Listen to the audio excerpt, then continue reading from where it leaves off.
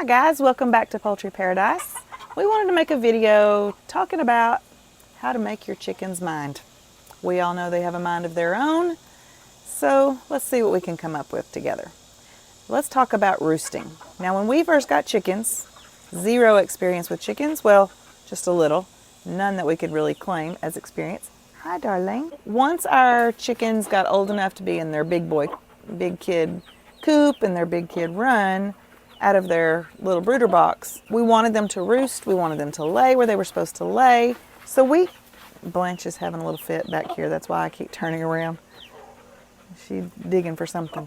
Now, we wanted them to be confined to their space, and usually this is easiest, we have learned, with the first set of chickens that you get, the first flock that you have going. And really and truly it's the easiest way to do that with your first flock because they're all the same age. You're not dealing with older chickens, younger chickens. Pecking order is not really a thing too much yet.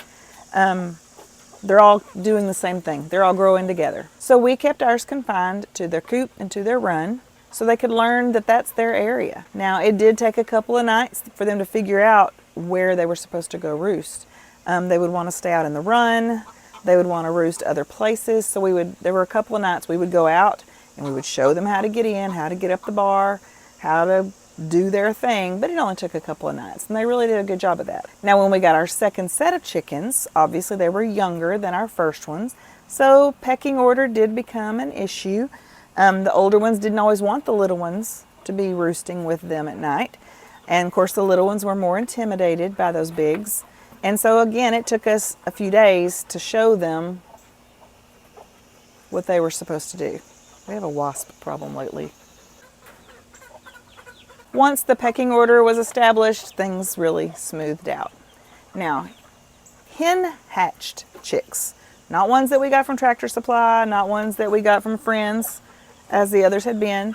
Hen hatched chicks were a little different because Mama will try to show them how to get up to the bar and Mama will teach them to do all these things, but they're not always so bright and able to do it at first. So it took them a little bit of time as well, but we also helped when needed. Here's where our hen hatched chicks are roosting right now. So you can see we still have some work to do with them. And this is Mork, Mindy, and Brick. There are 3 more babies with this mama, Dorothy, and there are 5 viable eggs under this new broody mama, Sheryl Crow. So if you need some chickens, call me. We're gonna have some that we need to rehome really soon. Now, do you insist that your backyard chickens roost inside the coop? I know after we got this last set, the ones I got from school, there were 4 or 5 that refused to go in the coop at night. They would sit on top of their feeding trash can every night. We would put them in, the next night they'd be right back. We'd put them in, the next night they'd be right back. So finally we gave up after so long because that's where they wanted to be. The weather was okay. They were in an enclosed run. They were safe. So we let nature be nature. We let chickens be chickens. And they have since started going on into the coop at night. So what do you do with your chickens? Do you insist that they go in? Let me know in the comments. Some ideas that you've had, some things you've seen work, some things you've seen not work. Let me know. Now, let's also talk about laying. Viewers of our channel may remember we've had some girls lay some eggs in some pretty crazy places. We know you have too. We've had our porch swing was the favorite place of Phoebe. We called her Swinging Phoebe for a while because she would lay in the swing every day. The problem with that was we had to beat our dog to the egg because he would go take it and eat it every day. Since then, she lays in the coop. We had a dog crate. They love to lay in the dog crate.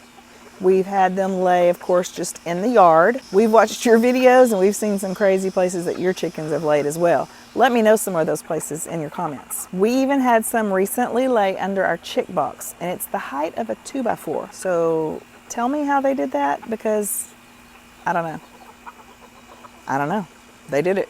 And I guess they thought that was the place to lay because that's what they did. So tell me, how do you get your girls to lay where you want them to? Now this is one side of our laying boxes.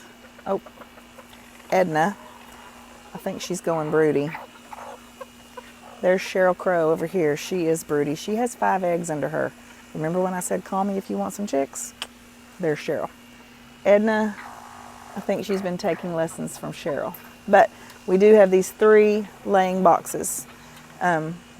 This is one of the places that they lay. On the other side of the coop, we have 2 more boxes. that they will lay as well.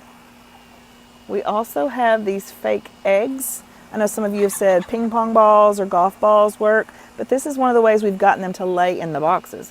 We will put the fake eggs there, which is also helpful for snakes and other critters, but it also shows the chickens where we want them to lay. Chickens are definitely a shared experience kind of animal. So once they see the other chickens laying where they're supposed to, they usually follow suit and do as we want them to. They're also anxious little beings, and they can be intimidated, just like on the roost bars. They can be intimidated here in their laying boxes as well. So if there's conflict, you may find some of your chickens on the lower end of the pecking order, kicked out of the laying boxes, not able to lay where they're supposed to lay. This week we found eggs in the extra roosting space, this old doghouse that we repurposed for the younger girls, and even under that chick box that I mentioned a bit ago. So what we're going to do is we're going to eliminate those options for them. No one is still using the extra roosting space, so we can close it up until we need it again. The chick box is nice to keep extra food for the babies, but it's not necessary, so we'll just take that out of the run as well. One thing we have found that works is keeping the hens in a smaller space. Now, you keep them confined to that space for about a week or two, where they have no option but to lay where they're supposed to lay. We have found that to be very successful with our hens as well, and it doesn't take very long, like I said, a week or two. And again, having the fake eggs in those laying boxes and those nesting boxes, when you have them in that confined space, also very helpful. As you know, we are not experts. We do not even pretend to have this chicken life figured out, but we are learning along the way, we are growing along the way, and we've got some happy chickens to show for that. So, hi honey. Little Blanche. Hi, sweets. She's the diva, usually the star of the show. Hi, darling. She doesn't like Gus, our dog, and he's very close by. So, send me any comments, any helpful comments, any tricks of the trade that you've got. We'd love to hear from you. And I started this video, hi Bugs, with talking about how to make chickens mind. You and I both know you can't do it. They do what they want to do, when and how they want to do it. We can help them along the way. We can give them tricks and we can show them things and try to teach them things. But let's be honest, she's the boss around here anyway. So what she says goes. Thanks for watching. The divas, the girls.